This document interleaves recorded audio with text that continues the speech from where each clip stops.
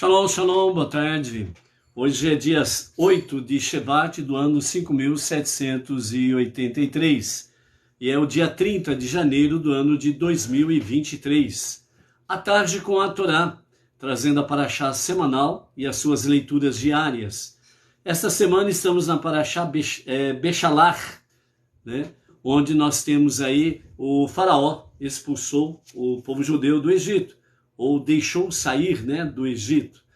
Então nós estamos aí dentro da nossa porção dos estudos da Torá da semana, e hoje é o segundo dia para o Shabat, conhecido como segunda-feira, e é o segundo dia para o Shabat, para o sagrado dia do Shabat.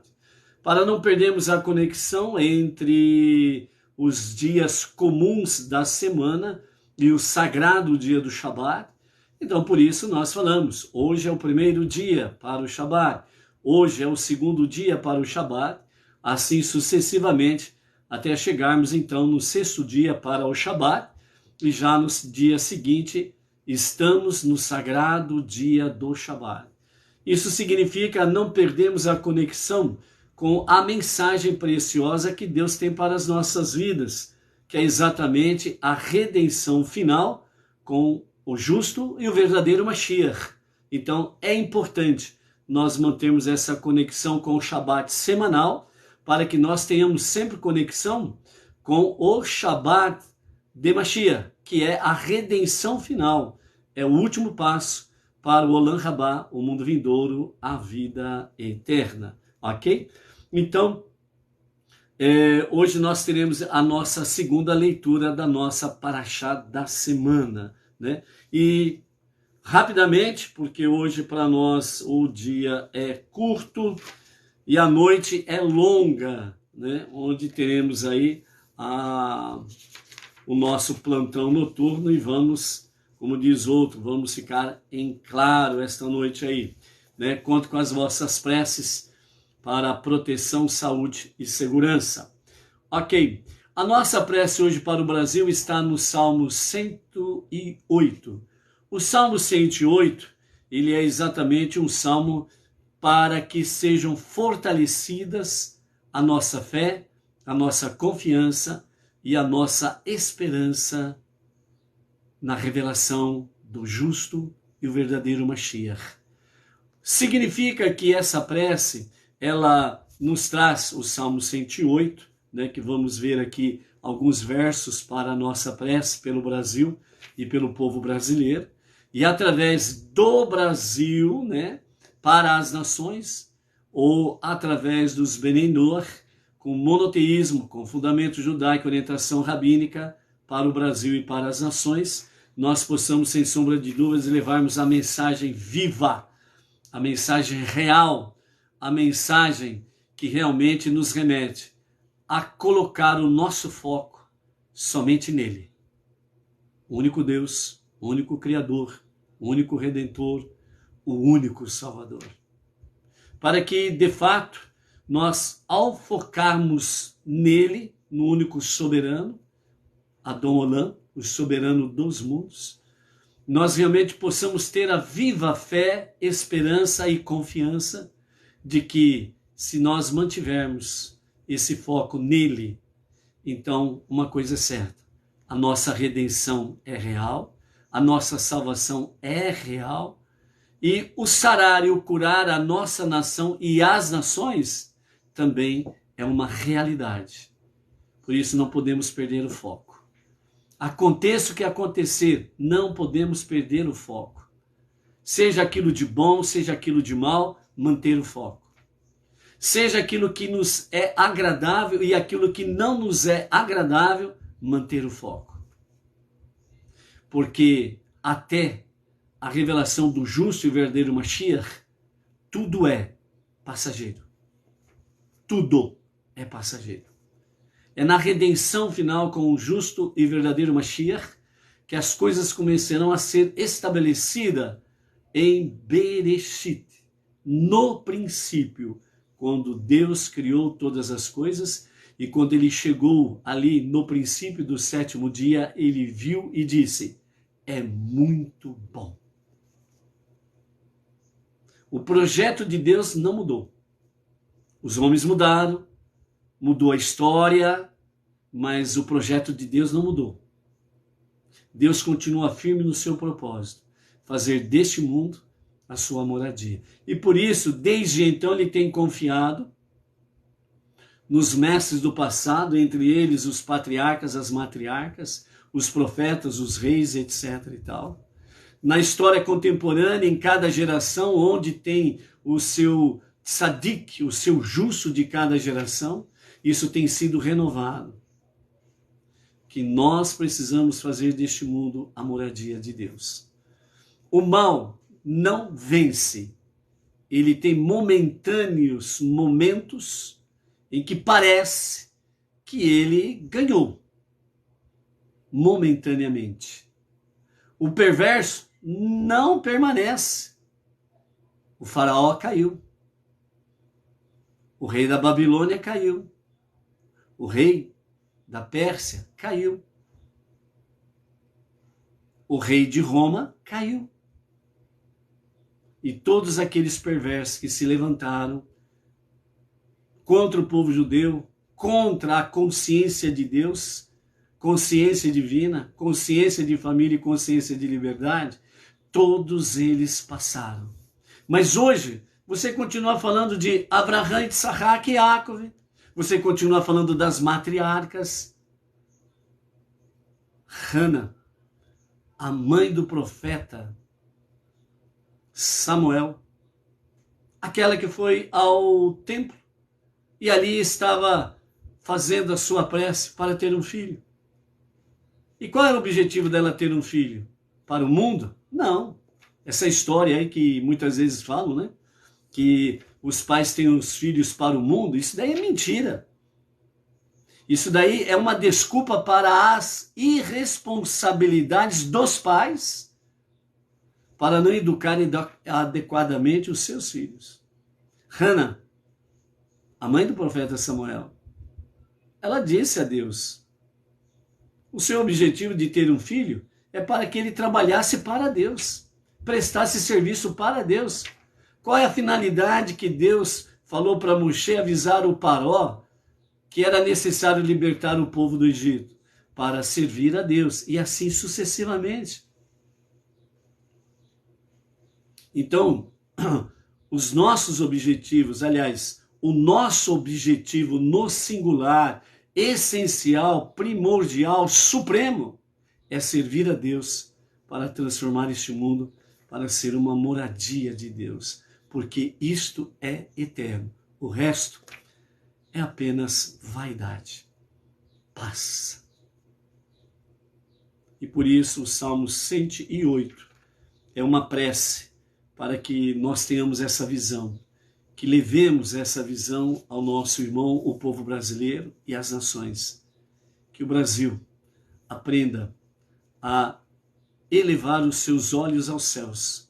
Que o nosso irmão, o povo brasileiro, aprenda de forma nova e renovada olhar para os céus, de onde vem o único e o verdadeiro socorro, redenção e salvação.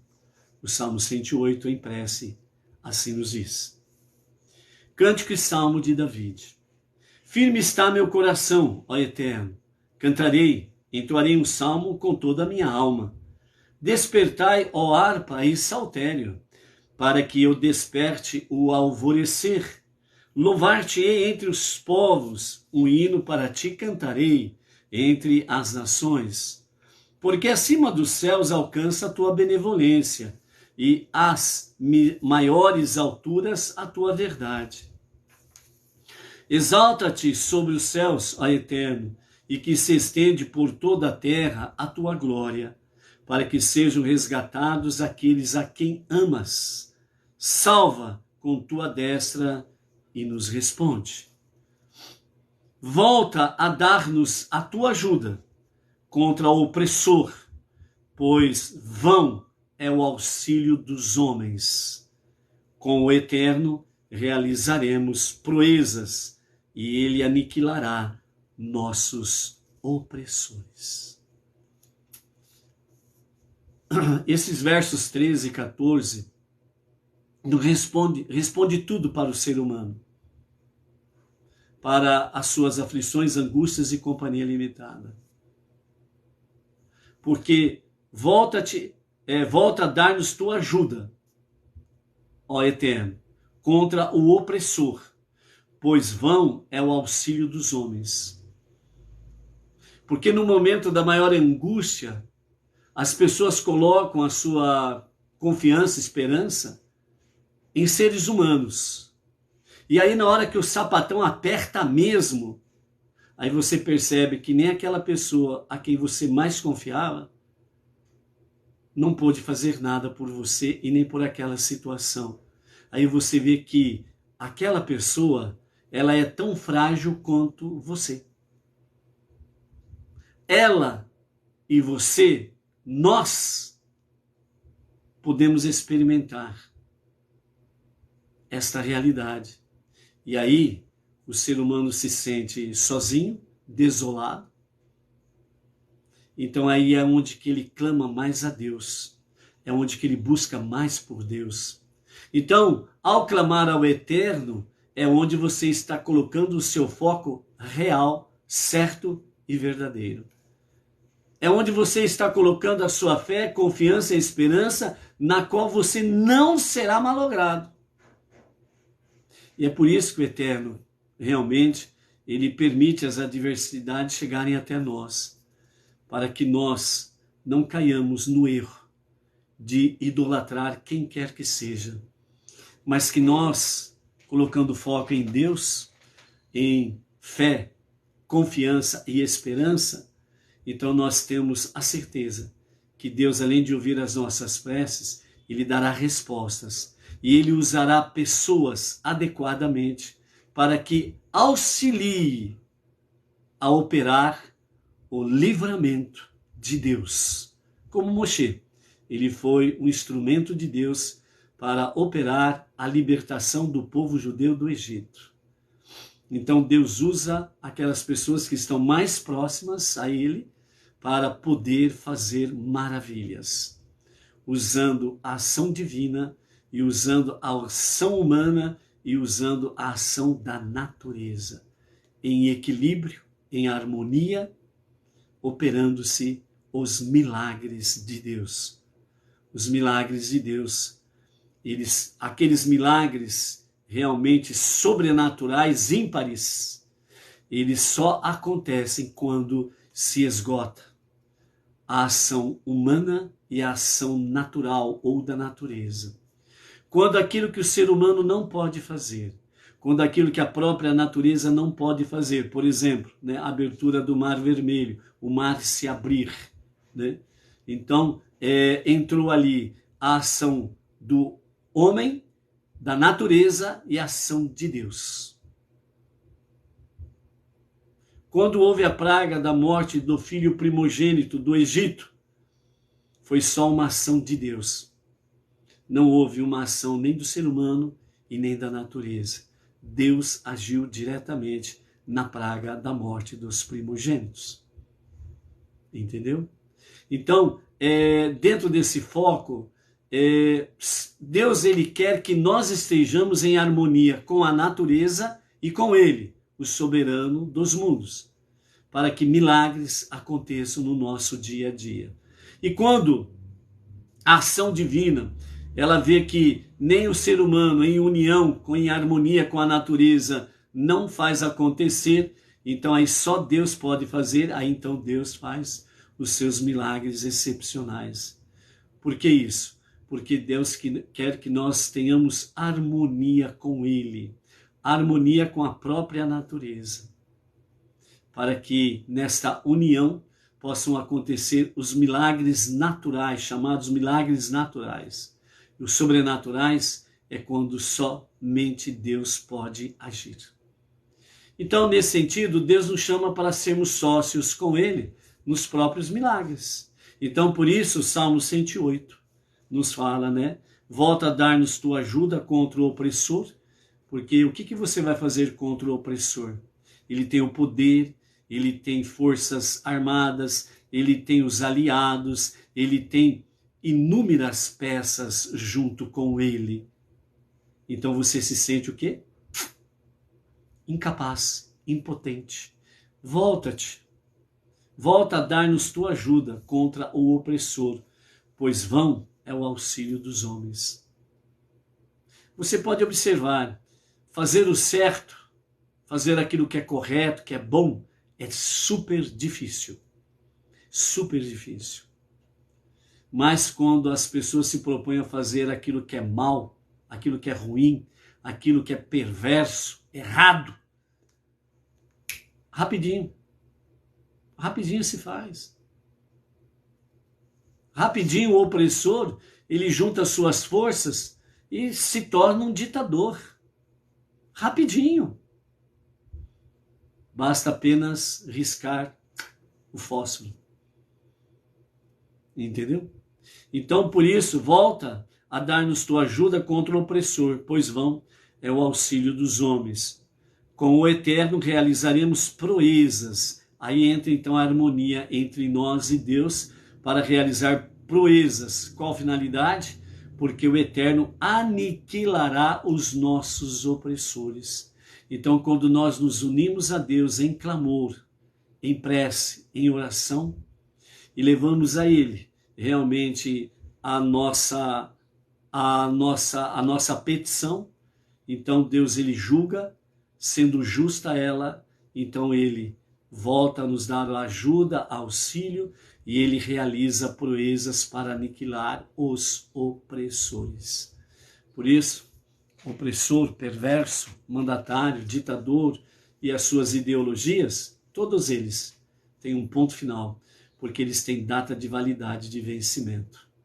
Mas os que confiam em Hashem não têm data de validade, são eternos, como é o seu Deus.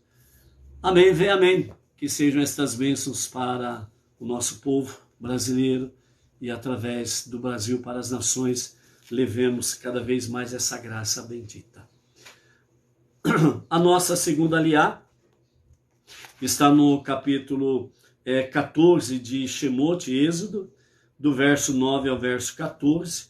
Estamos vendo aí então o momento da saída do povo do Egito, em libertação, e então eles vão, começa o seu percurso, né? Sai lá de Ramsés, da terra de Goshen, vem até Sucote, depois de Sucote vão até Etam, depois de Etam eles vão ali próximo ao Mar de Juncos, né? Onde eles ficam ali entre a Torre Migdol e o mar, né? Na boca das rochas, em Pitom, né?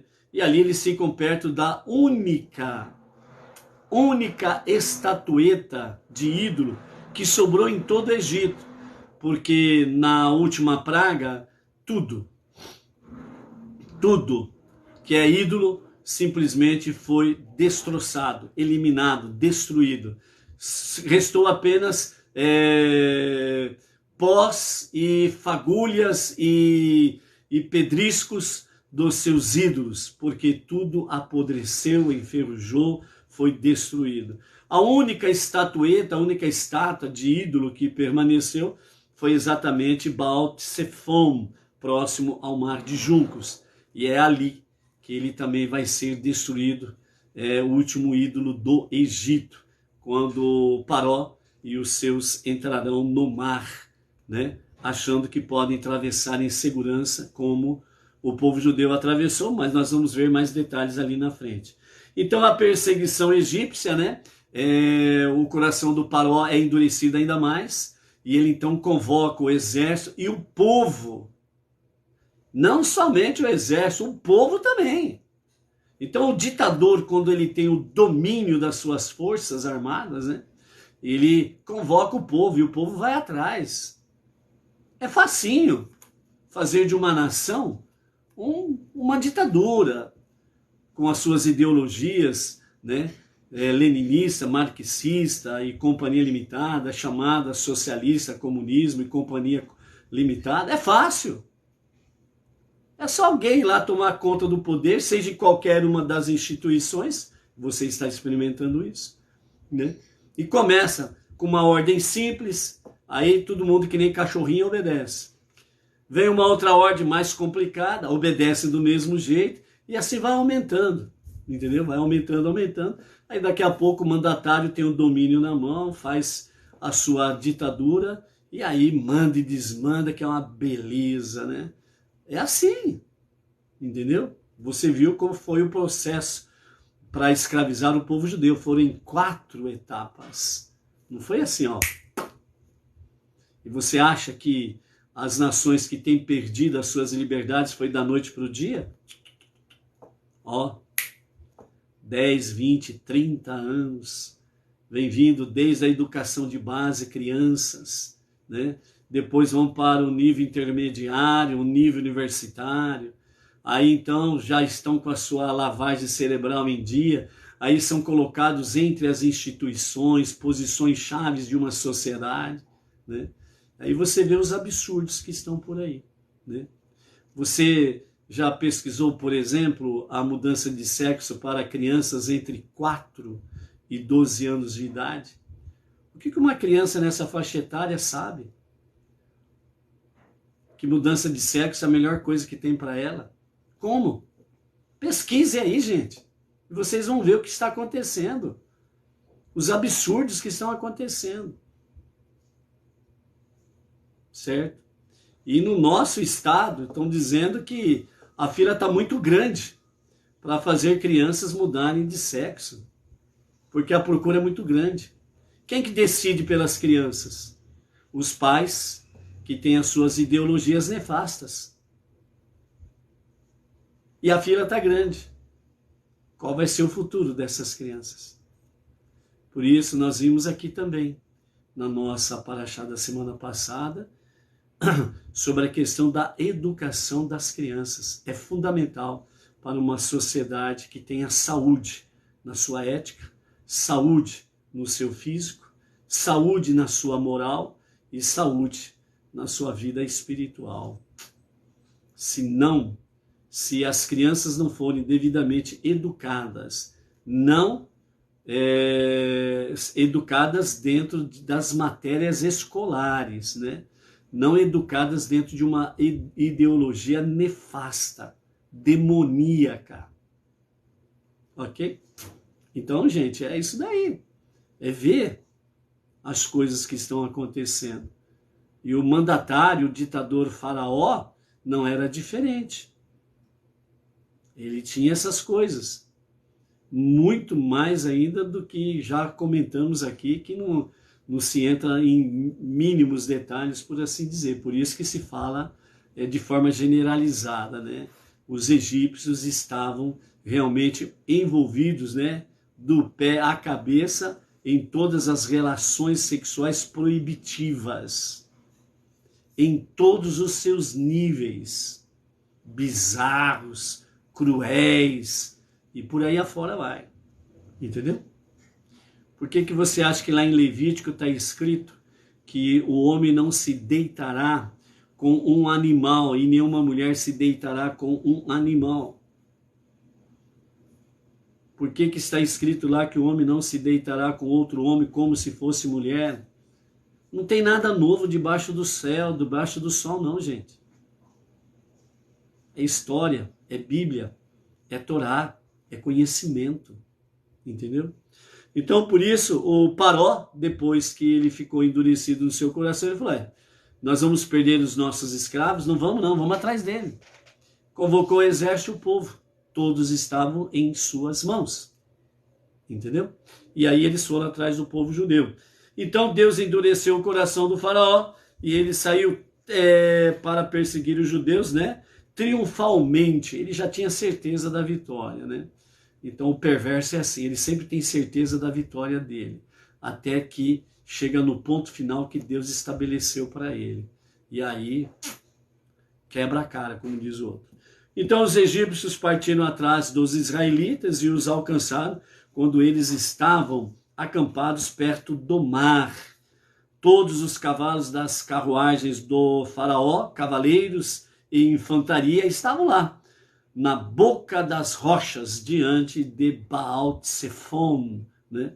O Paró avançou à frente de suas tropas, os israelitas levantaram os olhos e os egípcios estavam marchando a retaguarda dele em toda a sua união. Então eles ficaram amedrontados, então os israelitas clamaram a Deus. Eles disseram a Moshe: será que não havia suficientes sepulturas no Egito? Por que você tinha de nos trazer aqui para morrer no deserto? Como você pode nos fazer tal coisa, tirando-nos do Egito?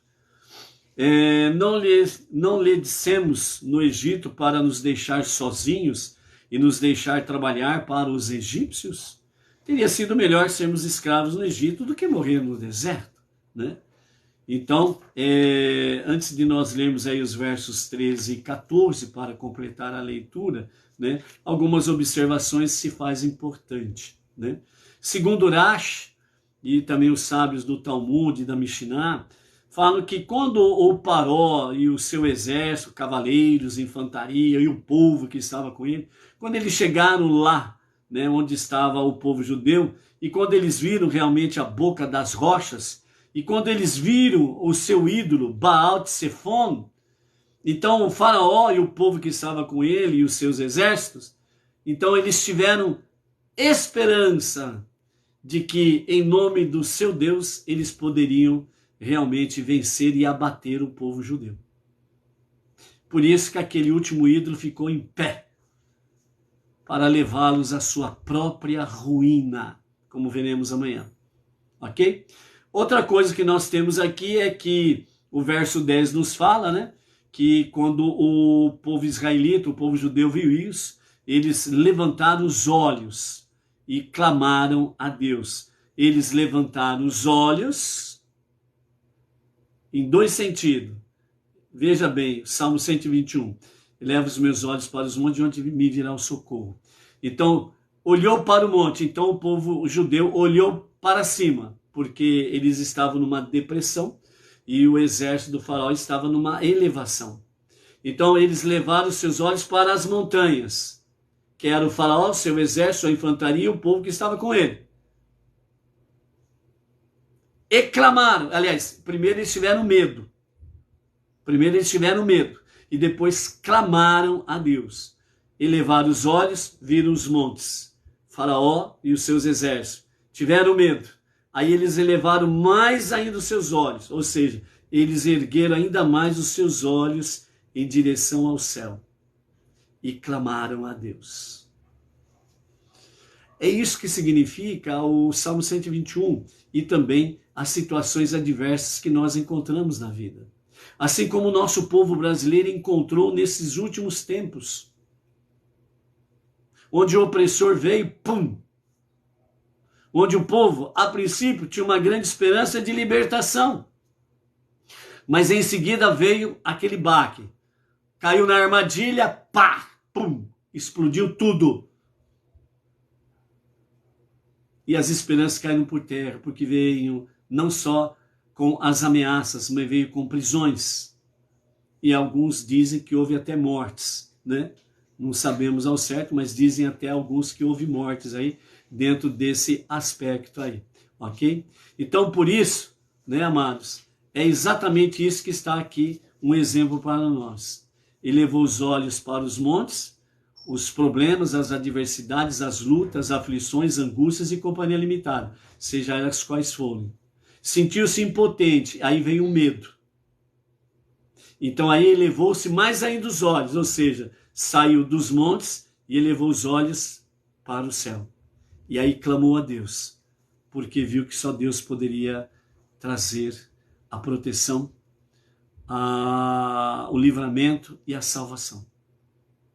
É exatamente o intento de Deus de permitir as adversidades que vêm sobre as nossas vidas, para nós aprendermos nunca a nos desligarmos de Deus, nunca nos desligarmos do Eterno, porque somente Hashem é que pode nos trazer salvação. Ok? E aí então, depois, na sequência, o verso 11, né, e o verso 12, nós temos aí os murmúrios, as reclamações. Mas aqui, continuando com as explicações de Rashi e de do Talmud e da Mishnah, nos falam que quem começou com tudo isso daqui foi Datã e Avirã. Os dois judeus perversos que brigavam entre si, que Moshe primeiro estavam, né, brigando entre si, um levantou a mão para o outro e Moshe disse, não faça isso, não seja mal com teu irmão, ele é teu irmão. E os dois se viram contra ele, contra Moshe, e falam assim, mas quem te colocou como Senhor juiz sobre nós? Entendeu? Então, dentro desse aspecto aí, quem estava reclamando sempre era aqueles que estão desconectados de Deus. Estão desconectados do eterno. São os primeiros a reclamar, a murmurar, a ser negativo. Entendeu? Então, é isso que aconteceu. Essas reclamações não veio do povo na sua plenitude, mas de alguns que estavam aí realmente desconectados de Deus e só via negativismo e por aí afora vai e reclamava de Deus, ok? Uma pausa. Baruch atah Adonai Eloheinu melech haolam, sherakoni chiab divarô, cafezinho da Dona Edna. Baruch Hashem, uma benção, né? A Berenice e o Cássio Altafini passaram por aqui esse fim de semana e aproveitaram tomar o cafezinho da Dona Edna. Então, quando você passar aqui pela região, venha tomar um cafezinho da Dona Edna, né, por aqui, tá bom? Baruch Hashem. No verso 10, nós temos aí no final, clamaram a Deus. Esse clamar a Deus, o Rashi ele comenta que Abraham, Isaac e Jacob foram aqueles que instituíram as preces da manhã, da tarde e da noite. Então Abraham, segundo Bereshit, capítulo 19, verso 27, ele se levantou de manhã cedo para o lugar onde ele tinha estado de pé em oração perante Deus. Isaac, lá em Bereshit, capítulo 24, 63, diz, Isaac saiu para rezar no campo, à tarde. E Jacob, né, Bereshit, capítulo 28, verso 11, rezou como afirma o versículo, e ele rezou a Deus, à noite, ok? Então, dentro desse aspecto aqui, mostra que os nossos patriarcas, né, instituíram as preces da manhã, da tarde e da noite. Isso significa que você tem todo o tempo do mundo para fazer preces a Hashem. Obviamente, né, você fazendo suas preces pela manhã, não restam dúvidas que você está iniciando o seu dia de forma maravilhosa. Por isso é importante você ter o seu Sidur convosco aí, certo? E os versos 13 e 14, Moshe respondeu aos murmurantes e a todo o povo em geral, para que não fossem contaminados por Datã e Avirã, nas suas práticas nefastas de negativismo, reclamões, murmuradores e companhia limitada. Então, Moshe disse, não tenham medo, fiquem firmes, e vocês verão a salvação que Deus fará para vocês hoje. Vocês podem ver os egípcios hoje, mas não voltarão a vê-los nunca mais. Deus lutará por vocês, mas vocês devem permanecer calados. Esse calados aqui significa não murmurem, não reclame. Confie em Deus, confie no eterno. Então esse calado, ele está exatamente dentro desse aspecto aqui, ok? Então por isso, amados, o nosso Rebbe Menachem Mendel, focando nesta mensagem, o nosso Rebbe Menachem Mendel, ele nos fala sobre aceitar os desafios espirituais. E dentro desse contexto ele nos fala, né? O Paró aproximou-se, né? Então Deus sabia muito bem, pelos comentários do nosso Rebbe Menachem Mendel, o líder máximo espiritual da nossa geração, que o povo judeu não se sentiria de fato, né, completamente livre das garras do faraó, enquanto ele e todo o seu exército e seus seguidores, os seus asseclas, estivessem vivos. Porque eles perseguiriam constantemente. Então, e que essa ameaça potencial os impediria de receber a Torá lá no Monte Sinai, porque o Paró e os seus tentariam de todas as formas impedi-los a chegar no Monte Sinai e não receber a Torá, né, em toda a sua plenitude. E por essa razão, então, Deus fez com que o Paró se tornasse obstinado novamente e perseguisse o povo judeu, né? E com essa ideia de perseguir o povo judeu, eles chegaram lá na costa do Mar dos Juncos, mais conhecido como Mar Vermelho, ou também, né, na atualidade é conhecido como o Golfo de Suez, né?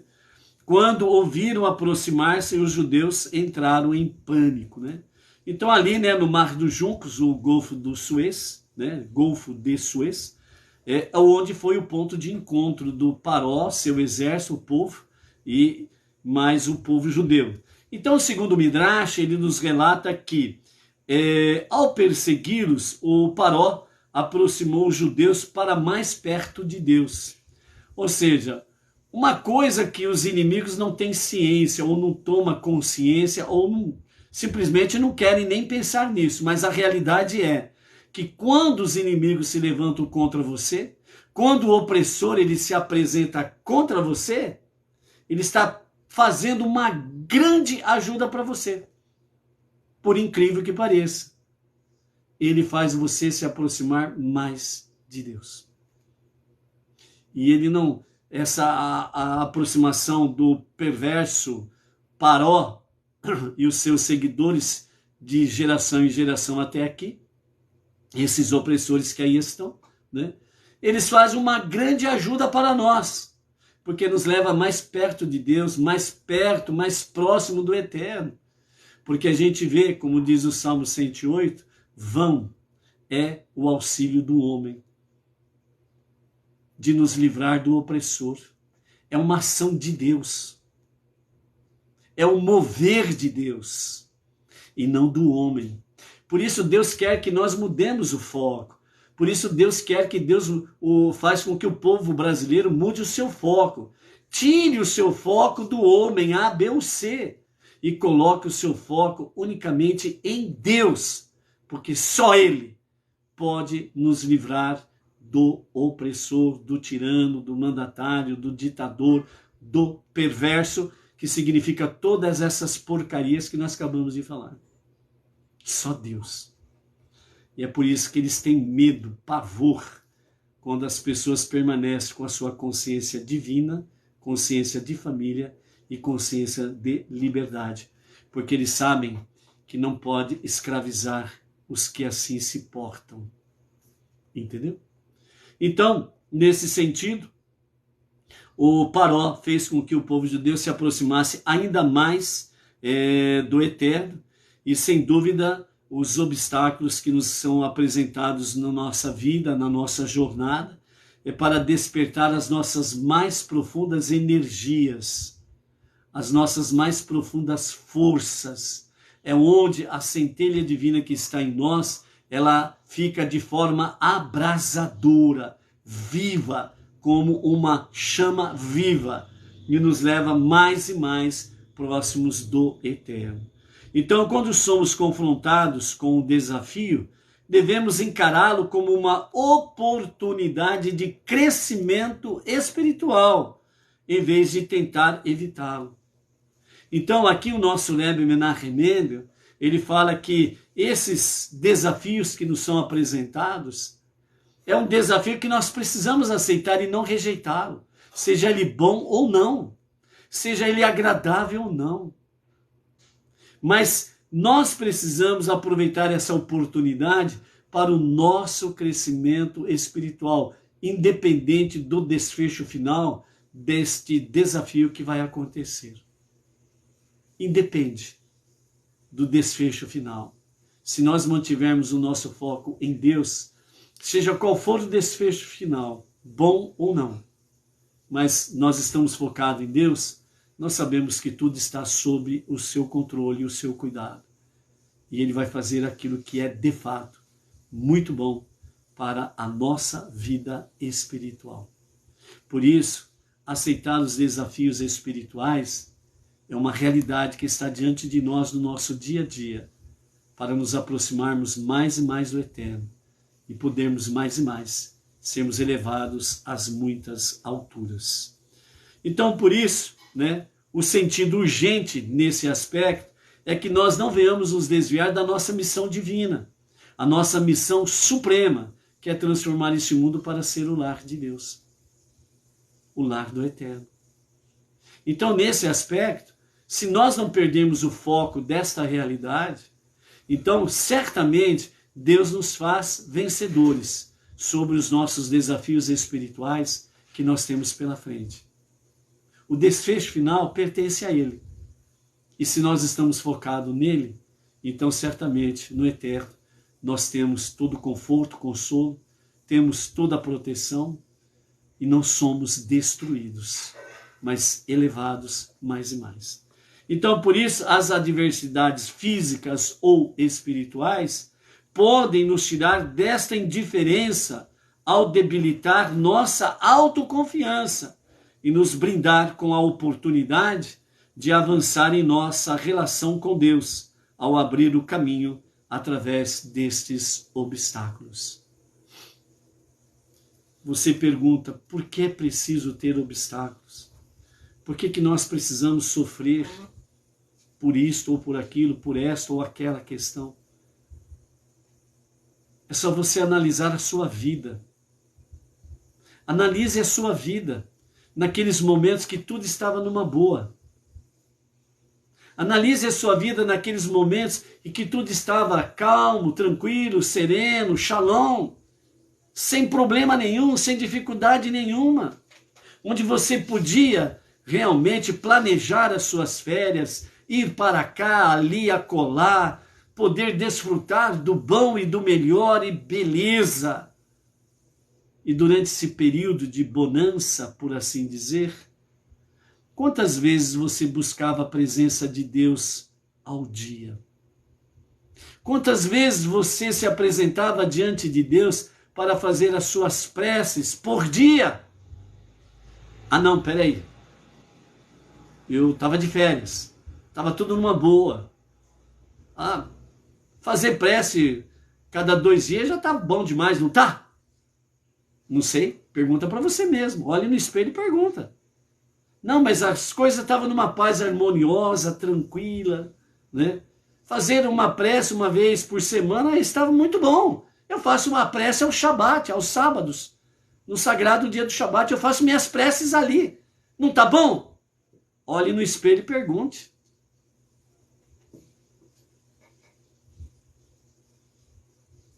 Por isso é que Deus permite os obstáculos, os desafios físicos ou espirituais.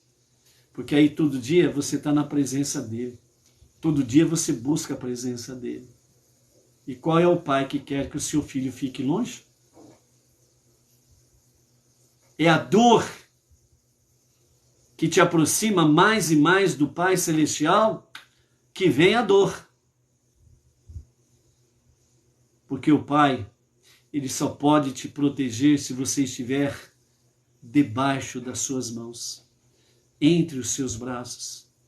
Mas se o filho é rebelde, pai, dá um tempo aí que eu vou cuidar da minha vida. Aí o pai não pode fazer nada. O filho escolheu sair da presença do pai, sair da casa do pai, não fazer suas preces diárias, não estudar Torá. Mas eu tenho uma fé monoteísta. Eu acredito no único Deus. E daí? O Paró também acreditava no único Deus dos hebreus. O ministério todo do Paró também acreditava no único Deus dos hebreus. Datã e Avirã, judeus, acreditavam também no único Deus, igual o seu povo. Korah também.